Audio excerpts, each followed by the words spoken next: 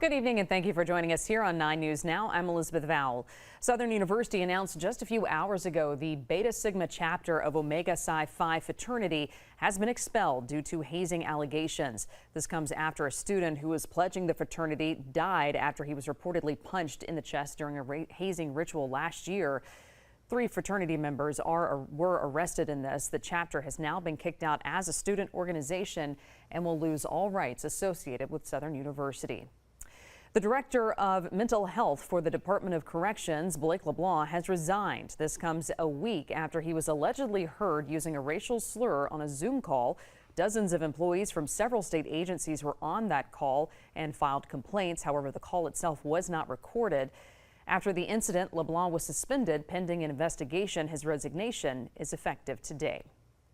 Happening tomorrow, a benefit to help out the family of Sergeant Caleb Eisworth. He is the Baton Rouge police motor officer who was run down while on duty a few weeks ago.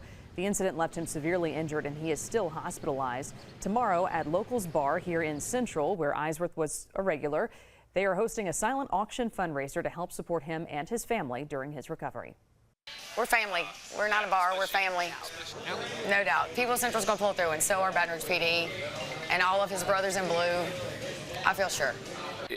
It hurts, you know. I think it hurts every police officer who's done this job because we know the sacrifice it is when we leave out of that house.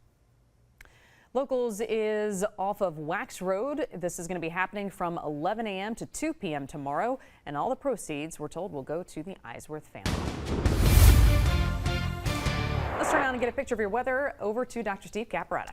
Hey Liz, certainly much quieter through the day today. A little bit of rain, but not nearly what we had on Thursday. Couple lingering showers this evening, most of those dying out. You've got 1 or 2 crossing the Pearl River, and one shower we're tracking just south of Krotz Springs. That one fizzling out as it headed towards 190. That's about it for tonight. Live look from our Sky 9 camera back over parts of downtown, the River Center. See parts of LASM as well. Our Sky 9 view brought to you by Our Lady of the Lake. 82 degrees, still feeling like 89 at this hour, so it is pretty warm, pretty humid. At least we got the breeze southwest at 8. Anywhere from the upper 70s to low 80s. Macomb 79, Hammond 81 at this hour. All right, we'll start out mid 70s Saturday morning. A few spotty showers, mostly closer to the coast. By lunchtime tomorrow, upper 80s with rain chances up to about 30%, and your afternoon rain chances put them at about 50% or so. Highs topping out near or slightly above 90 degrees.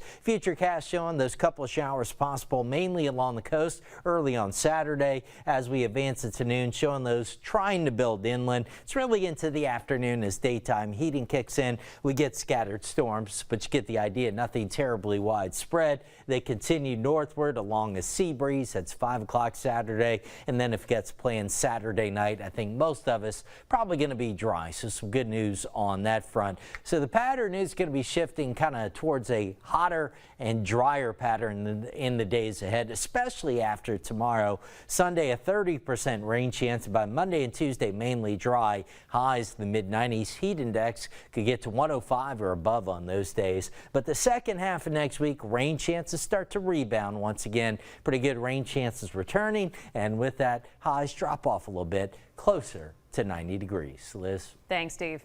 Coming up on 9 News at 10, Acadian Ambulance is teaching people how to respond in an emergency situation while they wait for help to arrive, and their skills that could save a life.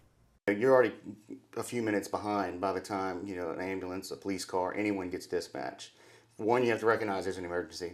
2, you have to call somebody. 3, they have to figure out what you need, and then those resources have to be sent. And it could literally mean life or death for someone. We'll show you some of the life-saving techniques they're going to be teaching this weekend and how you can get involved coming up at the top of the hour. Remember, our 9 News app is a great way to keep up with all the things going on in our area. If you haven't already, make sure to make that download today. Thank you for joining us for this quick look at your headlines. Our next newscast is 9 News at 10 on WAFB. We hope to see you then. Good night.